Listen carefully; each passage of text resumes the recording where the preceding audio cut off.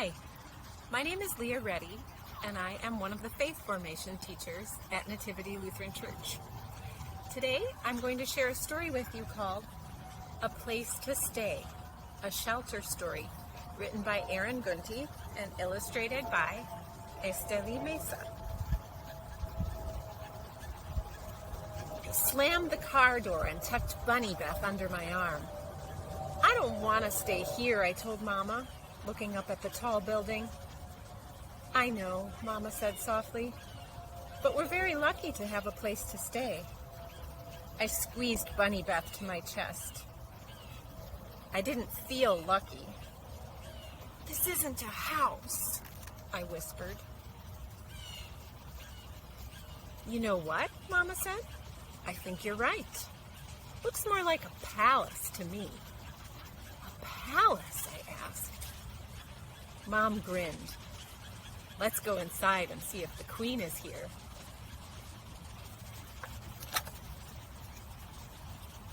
Inside, we met a woman with short hair sitting in a tall swivel chair. Her name was Kelly. Mama filled out some paperwork.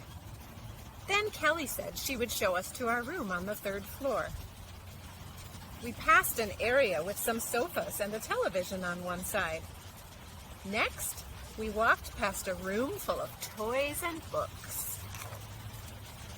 Oh, wow, Mom exclaimed. I believe we found the treasure cave. Is this all for me? I asked. You and all the other kids. Maybe you'll make some new friends, said Kelly. Mama said we would visit later. Kelly took us to the room where she said we would sleep. It was very small. Dinner is on the 1st floor, she said before leaving us to unpack. We put our bags on one of the beds. Then Mama pressed on the mattress. A little squeaky, but it feels pretty soft. I frowned. That's not my bed. My bed had a fluffy pink blanket and 3 pillows just for me. This bed had a boring gray blanket and only 1 pillow. Mama replied. You're right. That's not your bed. In fact, that's not a bed at all. She kicked off her shoes and climbed onto the mattress. What are you doing? I asked. Mama took a big bounce. She took another bounce and then another. Her fingertips touched the ceiling. This isn't a bed, she said.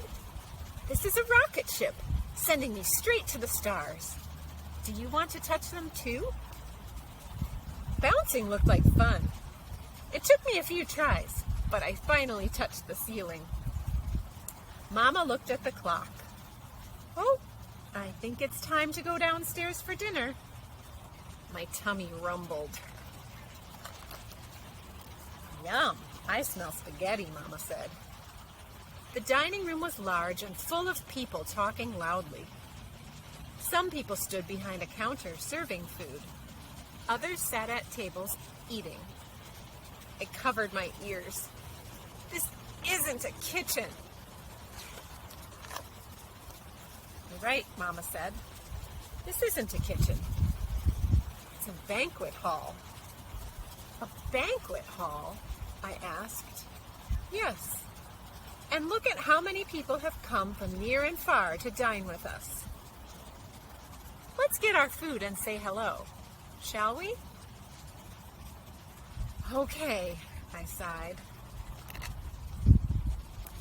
We sat next to a woman named Alice and her 2 children, Grace and Andrew. Alice let me feed Andrew a bottle. Grace and I talked about school and found out we were reading the same book.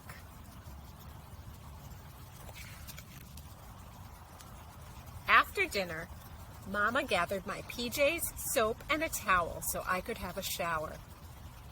I turned the water on, then ran my hand under the spray. I said. You'll just have to wait for the water to warm up before you get in, Mama replied. Wait? Oh, that will never work, I said. And why is that, Mama asked. Because we won't find warm water here, I smiled. Really? How will we find it, Mama asked. Deep sea diving, I said. Put your diving mask on. We swam to the right. Glug.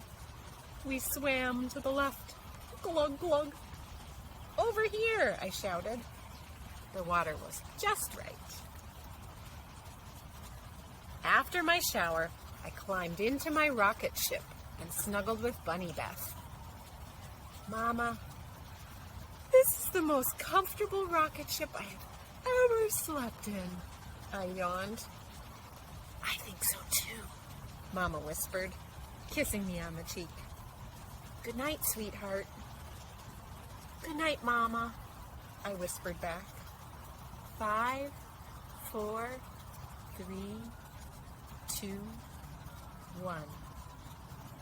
And we were off to sleep.